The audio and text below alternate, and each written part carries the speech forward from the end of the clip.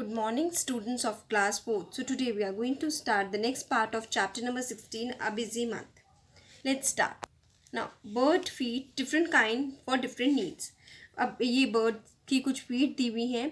अलग अलग तरह की बर्ड्स की, हर बर्ड की अपनी अपनी फीड होती है अलग अलग ज़रूरतों के लिए. Now first, this kind of feed is known as webbed feed. तो ये जो होती है, this helps to swim in water. Now this kind of feet the duck has, ये इस तरह की फीट डक के पास होती है. डक की इस तरह की फीट होती है. So as duck is having this kind of feet, तो इससे क्या होता है, उसे पानी में तैरने में बहुत ही आसानी होती है. Now next is to climb the tree. Okay, now as you have seen woodpecker or barbets, तो the barbets or woodpecker has this kind of feet, जिसमें बड़े बड़े नोकीले नेल्स होते हैं, as you can see, जिससे वो पेड़ की तनी को बहुत ही strongly hold कर सके. Now next we have to hold the tree branches. Now this type of feet is that helps a bird to hold the tree branches. इस तरह की फीट जो होती है वो हेल्प करती है बर्ड को क्या होल्ड करने में, ट्री ब्रांच को होल्ड करने में. जैसे होता है पैरेट के पास 1 toe at the back and 3 toes at the front. Okay, now next kind of feet is to walk on the land. now this type of feet, okay, to ये land पे walk करने के लिए. now this type of feet is long legs, as you can see, which helps the bird to walk on the land, जिससे वो easily land पे walk कर सके bird.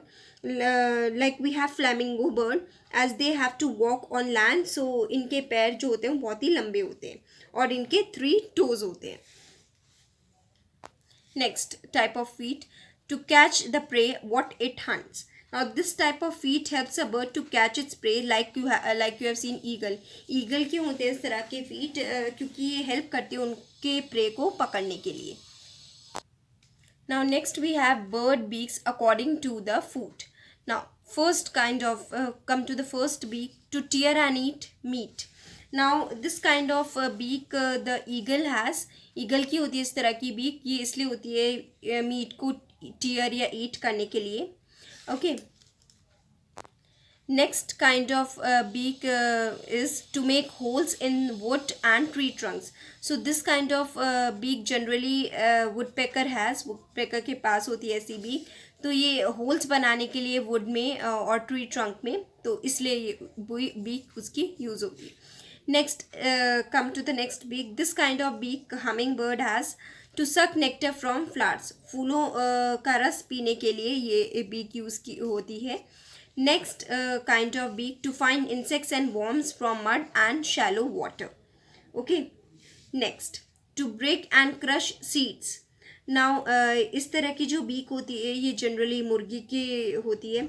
मुर्गी वो दाने को क्या करती है, वो दानों को मुंह में रख के ज़ोर से दबाती है और दाना टूट जाता है. तो ब्रेक करने के लिए या क्रश करने के लिए सीड्स को ये बीक यूज़ होती है. Next kind of beak, to cut and eat many kinds of food. Generally इस तरह की जो बीक होती है ये क्रो की होती है, कट करने के लिए या खाने के लिए कई तरह के फूड्स को. Okay, now next come to animal teeth. You have seen that animals have different types of teeth. ये तो आपने भी देखा होगा कि एनिमल्स के अलग तरह के टीथ होते हैं. Now first will talk about cow.